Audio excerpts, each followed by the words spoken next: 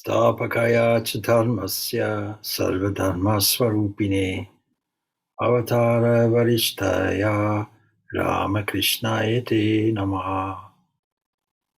We offer our salutations to Ramakrishna, who is the establishment of the universal religion and also the embodiment of all paths and religions.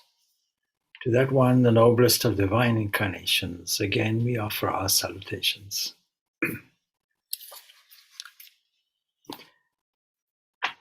So good evening. Normally, of course, we would be having a spiritual seekers question and answer session. And if we have time, we can still embark on that. But today, of course, is the birthday celebration of Swami Adbhutananda, known as Latu Maharaj.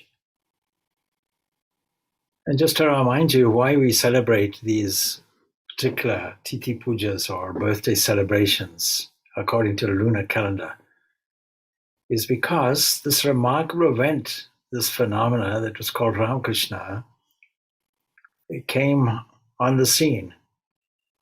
We are living comparatively in the second century of that event, and Ramakrishna was like a great, great beam of light, as we said in our opening prayer. And remarkably, every single one of the monastic disciples and more were rays of this light that served to inspire us. I always remember when I was small, of course I was born very young, that at the age of 5 or so, and with my particular upbringing, if somebody had asked me what you want to do or be when you grow up, I might have said, I want to be a saint. And the lives of the saints are so inspiring. Supposing we have many, many difficulties around us. Supposing the COVID is oppressing us. Supposing our economic situation is not what we'd like it to be, or our health is not what we'd like it to be. There are two things that we can do very easily to uplift the mood. The one is really to see the condition of the world at large and our status in comparison to it. We are always better off than somebody else. But the second thing is to read the lives of the saints. What saints? Well, fortunately, every religious tradition has a rich fabric of saints and their lives. But we are very fortunate because we have contemporary saints, saints that were observed. And Latu Maharaj or Swami Adbhutananda was one of these.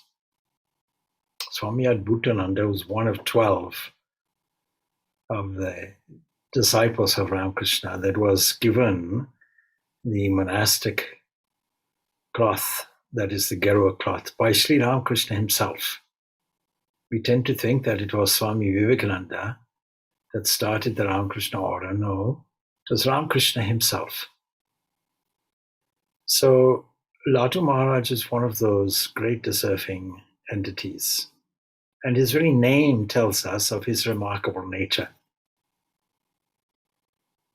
The remarkable entity, the incredible entity that was Latu Maharaj, because looking at the first of these two criteria to lift our mood, well, he was born in abject poverty. We don't know much about his childhood, except he was born in Bihar, and his parents died at a very, very young age. We know how traumatic that is when you lose not just one, but both parents are lost to you. And he was brought up by an uncle. But his uncle came across hard times and had to move to Calcutta. And the young boy went with him. So we have an orphan boy born in abject poverty, undergoing many, many hardships. And despite that, divine grace took a hand. He managed to get a job as a house servant or houseboy in Ramchandra's house. Ramchandra was one of the great disciples, household disciples of Ramakrishna. And he served in that household. He was a very, very faithful servant, but he had a peculiar temperament. The temperament was his forthrightness. Even friends and guests of Ramchandra would have been a little frightened of Ratu. But the forthrightness was commented on by Sri Ramakrishna.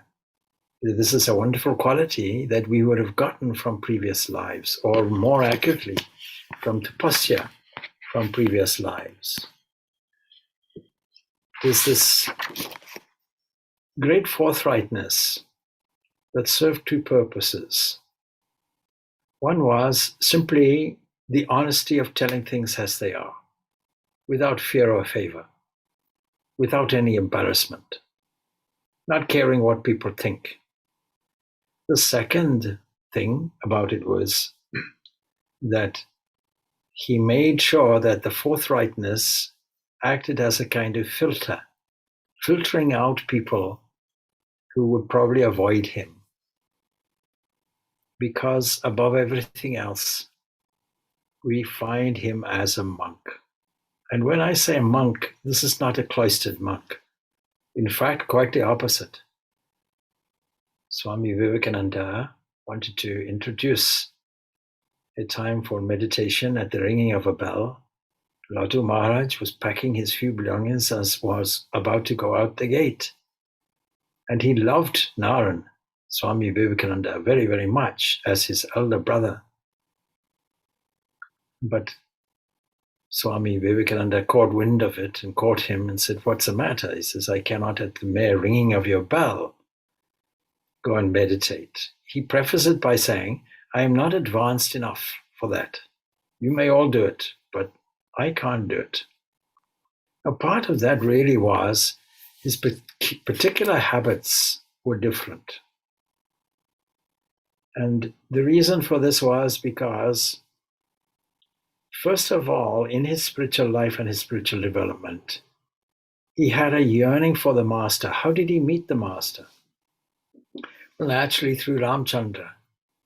And he immediately was attracted to the master and would spend as much time as he possibly could at Dakshinaswar, where the master was, and bitterly wept when the master had to go away on any occasion. And he would wait for the master to come back. Perhaps the boy saw in the master all the affection that was missing because of his orphan status. Or perhaps he saw the tremendous spiritual qualities that Sri Ramakrishna had, because the Guru and God are the same thing.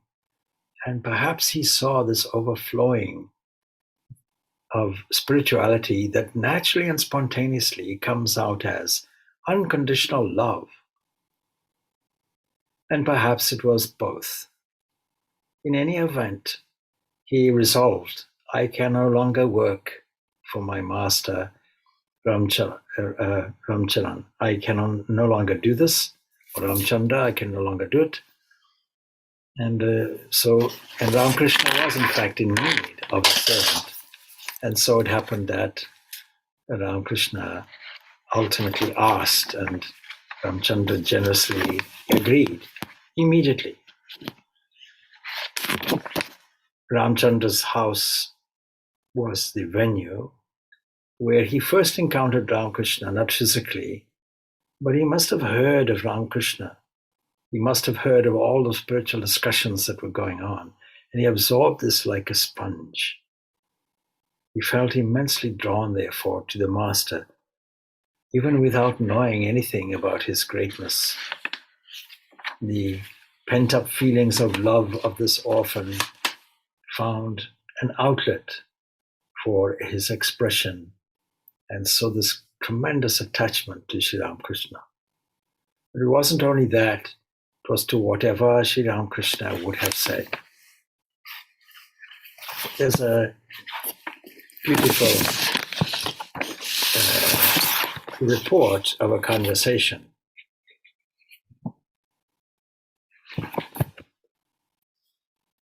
After 8 long months away from Dakshinaswar, Sri Ramakrishna returned, and one day Ramchandra again sent Latu to the temple gardens with some fruits and sweets for their master.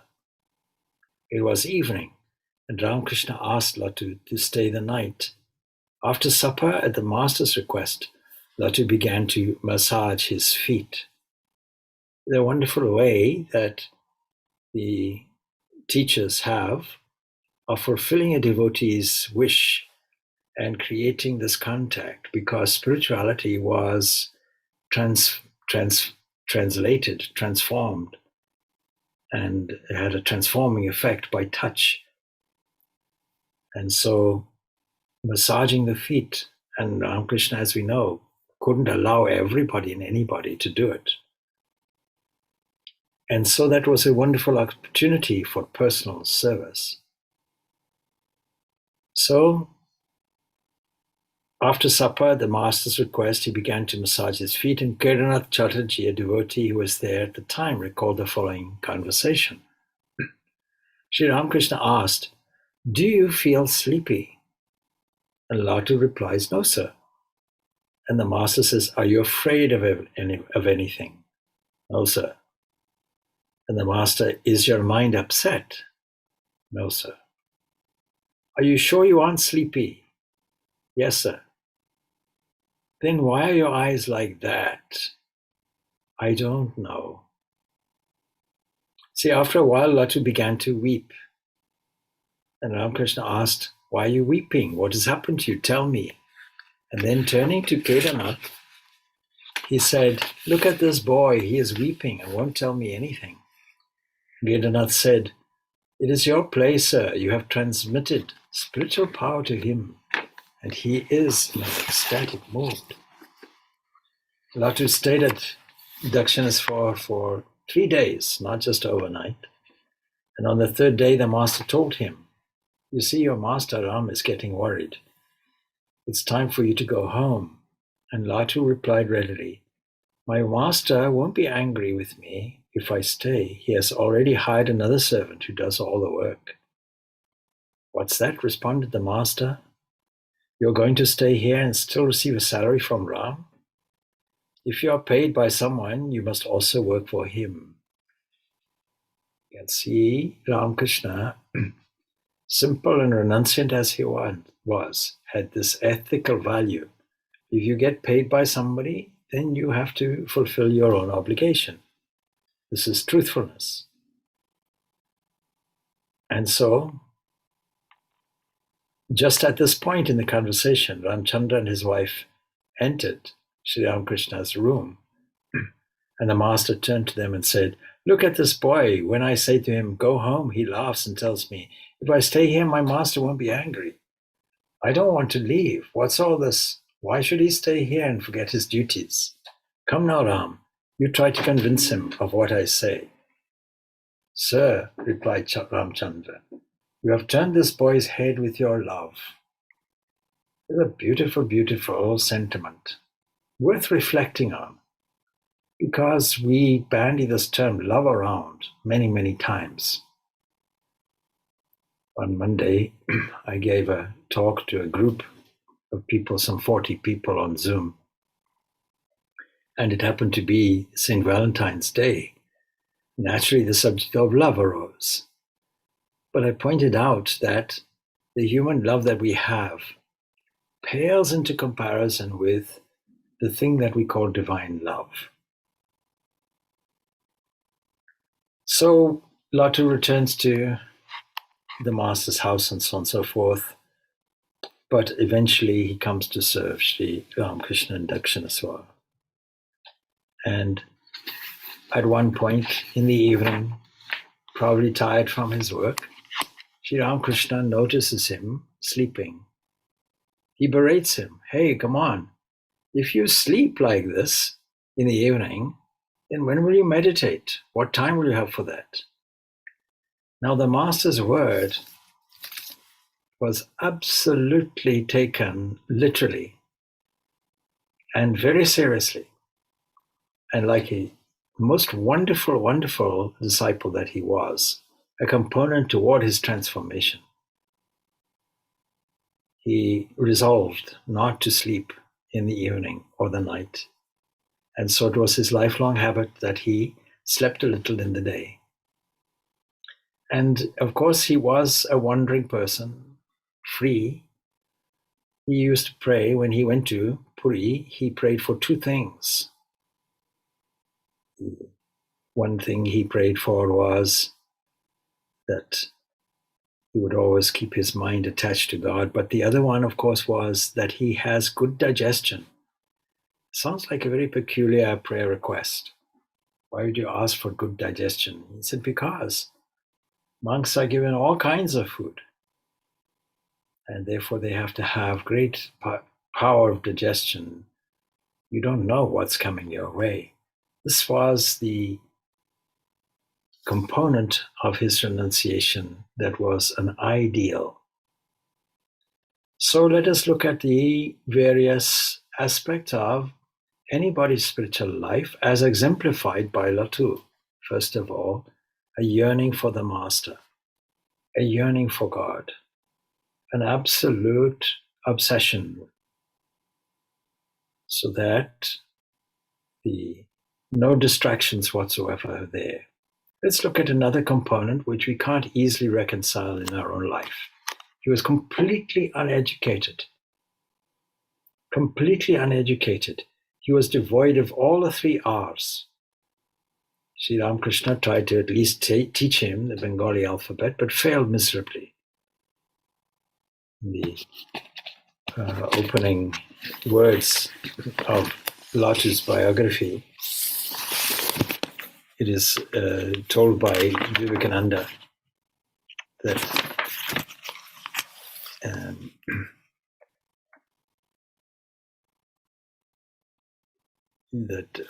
sorry, I have the wrong thing here.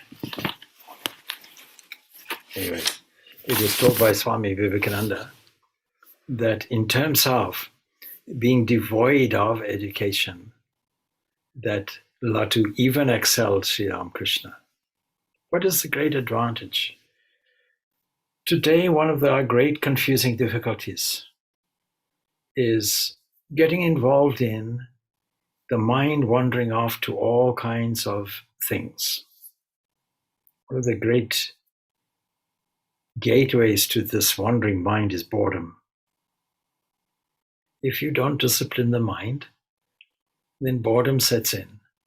And if boredom sets in, then today, with today's technology, what will you do? You'll go and read something, or you'll go and resort to some technology. You'll go to a YouTube video or whatever else is there available. And because, for the most part, we are all educated, we will take books and fill the mind with all kinds of what actually become diversions. And the great, great wonder that was Swami Adbhutananda, he had none of these diversions. That left his mind absolutely free for spiritual practice.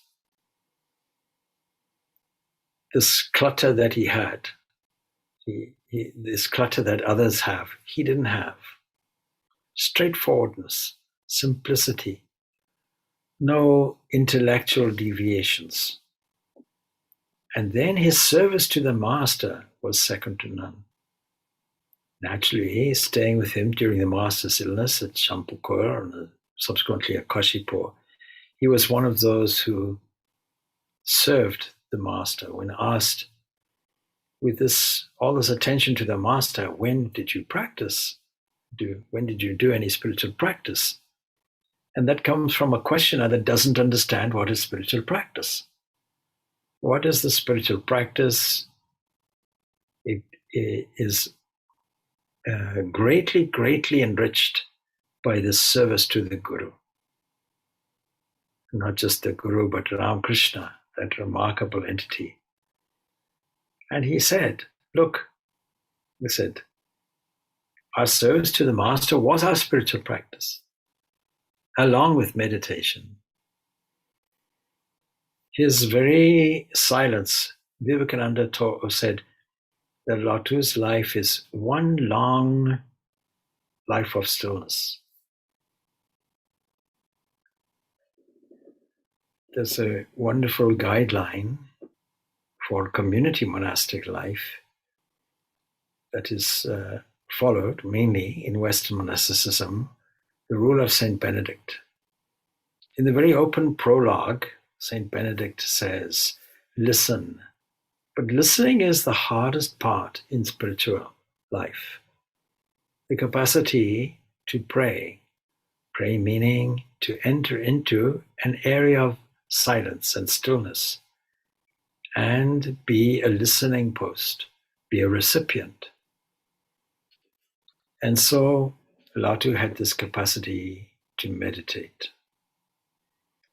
This was noticed even during the life of Sri Ramakrishna, and on a number of occasions he would be found in deep, deep meditation. On one occasion, for many, many, many hours, he would be sitting by the Shiva temple, Dakshinaswar, and people would be looking for him, and ultimately they would find him.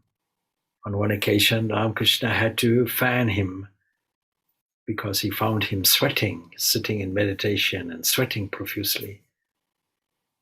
And of course, Latu was extremely embarrassed by this incident. I should be fanning the master. The master should not be fanning me. But you see, it was Ramakrishna's love that broke all these inhibitions. And then his loyalty was there also toward the Holy Mother. He was as devoted to the Holy Mother as he was to Sri Ramakrishna. And when the mother went off to Vrindavan, he was one of her accompanying companions. It was because he had the nature of a boy. He was completely guileless. And so she was comfortable in his presence and vice versa. His life, his material life, was very little. The small room in which he used to stay comprised probably only one luxury item. That was a kettle of tea on a stove. Otherwise, the whole thing was devoid of material possessions.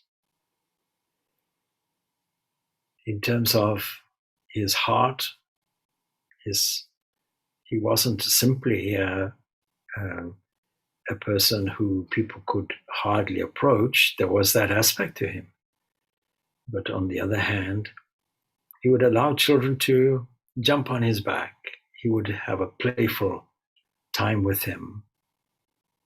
And he would also bear all kinds of insults and difficulties from others with great fortitude, without any self-defense. He would have been the nurse to his master, his former master, Ramchandra. He nursed him for some 3 weeks, and he did the same thing for his wife on her death. So it wasn't simply that it was a life of isolation and meditation and prayer. Not at all. It's difficult to trace his comings and goings. We know he went to Puri. We know he went to Vrindavan. We know he was in Varanasi. But the extensive wanderings that the other monks had made, there's no record of this for him. And so he didn't necessarily participate in all the social upliftment activities that Swami Vivekananda had urged his fellow monks to partake in.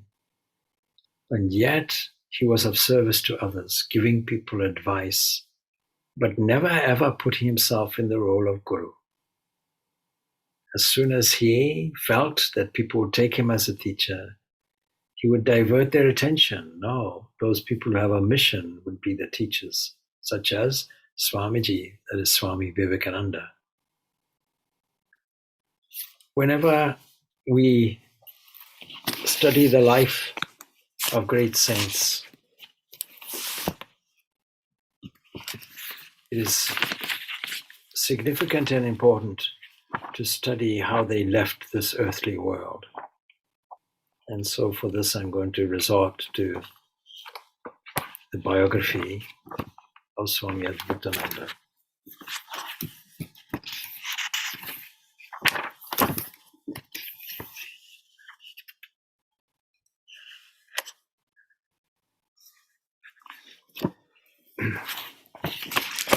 Latu Maharaj talked of high spiritual things when the mood for that came. But he was too humble to think that he was doing any spiritual good to anybody.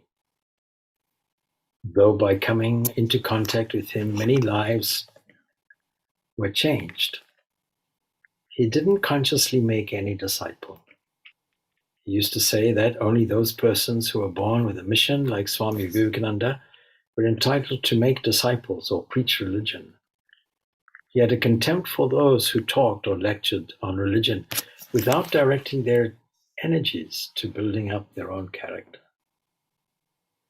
He used to say that the so-called preachers go out to seek people to listen to them, but if they realized the truth, people of their own accord would flock around them for spiritual help. Whenever he felt that his words might be interpreted as if he had taken the role of a teacher, he would rebuke himself, muttering half-audible words of his unintentional teaching was tremendous on the people who came to him. In 1912, Latu Maharaj went to Varanasi to pass his last days in that holy city. And he stayed at various places there.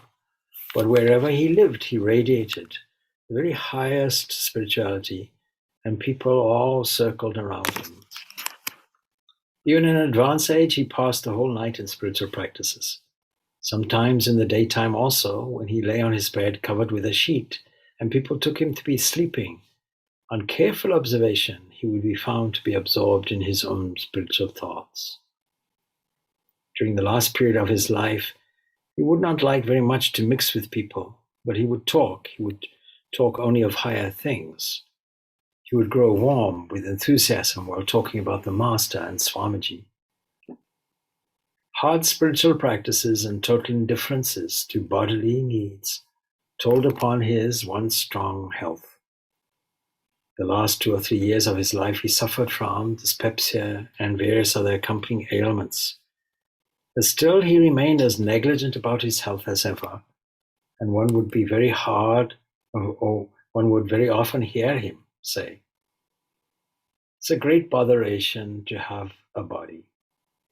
In the last year of his life, he had a blister on his leg which developed gangrene, and in the course of the last 4 days before his passing away, he was operated daily upon this, maybe 2 or 3 times a day. But the wonder of wonders was he didn't show the least indication of any feeling of pain. It was as if the operation was done on some external thing. His mind soared high up, and even the body idea was forgotten. But later he would always remain indrawn. As the last moment approached, he became completely self-absorbed. His gaze remained fixed between his brows, and his thoughts were withdrawn from the external world. Wide awake but oblivious of his surroundings, he stood midway between the conscious and the superconscious, till at last the great soul was completely freed from the encagement of the body. Latu Maharaj entered into Mahasamadhi, 24th April, 1920. 1920 also was the year Holy Mother passed away. And those who witnessed the scene say that even after the passing, in his face there was such an expression of calm joy and compassion that they could not distinguish between death and the living state. Everyone was struck by that unique sight. A wonderful life culminated in a wonderful death. Indeed, Sri Ramakrishna was a unique alchemist. Out of dust he could create gold. He transformed an orphan boy of lowly birth, wandering in the streets of Kolkata for a means of livelihood, into a great saint who commanded the spontaneous veneration of one and all. And just as evidence for that, it is said that when Latu Maharaj passed away, Hindus, Muslims, regardless, all irrespective of caste or creed, rushed to pay homage to that great soul Such was his great influence.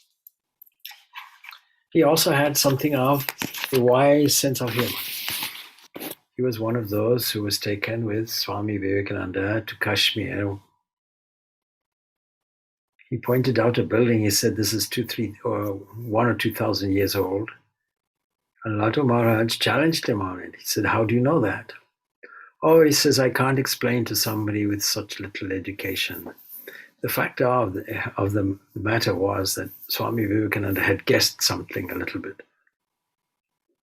There's a great difference between 1 and 2,000 years. He says, I can't explain these things to somebody with no education. Latu Maharaj said, well, okay, see, but if you can't explain to some simple person like me, just in a simple way, the explanation for this, then, where's your wisdom, he was saying to Tentamount. And this creates a great deal of humor. It was because of this humor, because of this bond of brotherhood, that the foundation for the future Vedantic movement gained so much strength. It was a wonderful foundation, creating an amazing superstructure built from such people of such great character that we only can marvel at the wonder. But behind it all, Sri Ramakrishna's influence, his teaching, his transforming effect, and above all, the golden formula for it, pure love. So this is the life of Swami Adbhutananda, whose birthday we are celebrating today. And I have been using this book. It has come out in 2 volumes. One as The Apostles of Ramakrishna by Swami Gambhirananda. The other one is Disciples of Ramakrishna here. It's the same volume, but it's incorporating other lives as well. Of course, then there is this great volume, God Lived With Them, life stories of 16 monastic disciples of Sri Ramakrishna, compiled from varying sources by Swami Chetananda. And so the writings naturally will expand a lot on the lives of these great monastic disciples.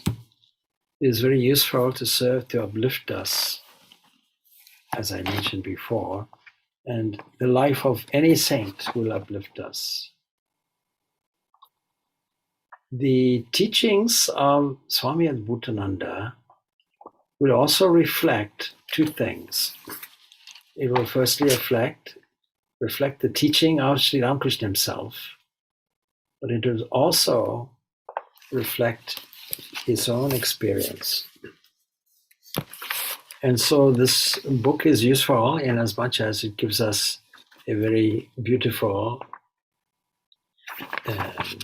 compendium of Swami Adbhutananda's summary teachings. I'll read from a few. The folly. Can one force the non-dualist's attitude on one's mind? It is a slow growth. The master used to say, when the fruit grows big, the flower drops off of itself. Just imagine what true non-dualism means. The master could not walk on grassy plots. Such becomes the self-identification with all things when one realizes the Atman Brahman.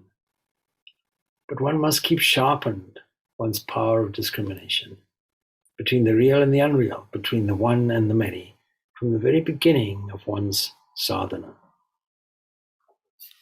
Just reading this, you would think that this is coming from the mouth of a great scholar. And yet this is coming from one who has learned from the master, but one who has this wonderful personal experience. He wasn't devoid of learning in the sense that he would ask people to read things. When he heard from the Kathopanishad that this unborn entity whose consciousness is unflickering is of the size of the thumb, he went into a great, great, wonderful, joyous mood about it. But even when he was there with Ramakrishna, we were playing a certain game, and the goal was the Gokul, the land of Gokul, the heaven, representing, of course, for others, freedom. And when he managed to get there, he was so overjoyed and ecstatic that Ramakrishna commented, you see, he wants to get his freedom. The master would often say, he said, don't be fascinated by the world, but go deeper and know the architect. He was in conversation once with two atheist ladies. Now see, now this is a non-scholarly person. You see, people all talk about God, people write about God, but who has seen God? Who has experienced God? It's very safe to say that Latu had done both. In conversation with the atheists, and they challenged him, how do you know? How do you know that, all those good works and they're there? And he said, yes, but you'll get soon tired of them because you realize that at some point there won't be any merit in it for you. This question of doing good deeds, philanthropic works, out of what we might say consequentialism or utilitarianism. I feel good when I do something good. I feel good when I embark on charitable acts. Well, that's a motive. But it is really only when you see this single unity of existence in everybody that all this motive will go away. And so he was able to put that over to them. He said, you'll soon get tired of it. And then they'll say, well, how do you know that this self is indwelling in everybody? You have to see that first. Once you see it, then you'll know. Now, these are two very valid arguments for today's atheists as well. Once the Swami Purnananda was speaking about God as love and so on, and Swami Adbhutananda picked him up on that a little bit. He said, but you mean to say that God is something like a tyrant? Something like a dominant invading tyrant, like the Kubla Khan or something? I said, yes, but even behind him is that creative force, is that divine energy flowing through. They talk of God, their talks are mere lip service, he goes on. Do they really believe in him? The Lord deals out according to one's karma. Everyone gets his due. Really, there is no cause for worries. But man does not believe in God, so he demands more than his due. This lies at the root of all his troubles and worries. Believers remain satisfied. They depend on the Lord and enjoy contentment. One should avoid the company of the non-believers. They themselves suffer and pass on their discontent to others. You could see how that's also echoed in the Bhagavad Gita. What is the use of prayer and meditation if you have no dependence on him? Everything else is useless if you lack in this. The Master used to say, see, all his teachings are preference. The Master used to say. A sadhu renounces all, but the idea that he is a sadhu dogs him.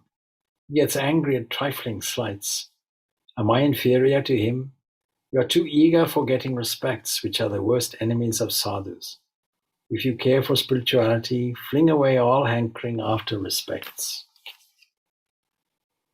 A man of the world slaves for money, but nobody wants to do that for the Lord's sake.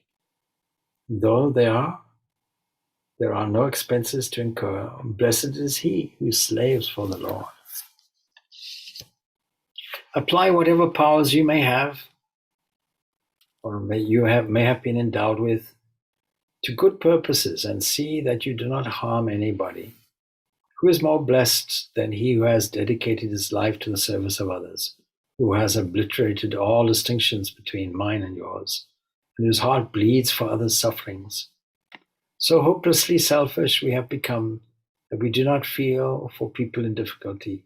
We are busy with finding others' weak points and spreading rumors, and are envious of others' happiness and prosperity. With such traits, what else but misery can we expect to befall us? God is mightily pleased with those who engage themselves in serving others without any ulterior motive. When you worship, what is needed is fixing of the mind on the deity. What do we mean by worship? To give God's things to him. He commits theft who takes food without offering it to him. There's the presence of God when we worship is attended by faith and devotion, or else he takes to his heels. How can we have devotion for that entity that we don't see? His answer to that is japa. Repeat his name. Can't you repeat his name? In an office, he says, there are, you make an application and they don't know who you are just from the application. So you make the application, and you make the application to the anonymous employer. But very soon, supposing, and I'm added to it, when you get the job, then you'll meet the employer face to face. So make your application. Always repeat your mantra. Always do japa. This was a very primary discipline for him. When he was at the Baranagore Mutt, there was a noise at night. Swami Vivekananda woke up. He thought it was rats. And then he discovered, no, it is Latu Maharaj sitting up in bed. When everyone falls asleep, waiting for everybody to fall asleep and feigning sleep yourself, you get up and sit up and do your japa and tell your beads. It was Latu Maharaj rustling his beads.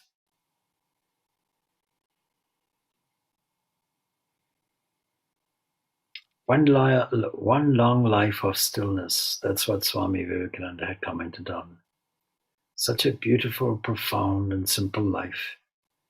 Such a transformation. So much for us to reflect on today. Swami? Yes. I have a question. Do we know what his primary practice was? Yes, I think I told you. Well, there was a few. There was silence. There was japa. Yes, primary practice for everybody. There was service. So that's 4.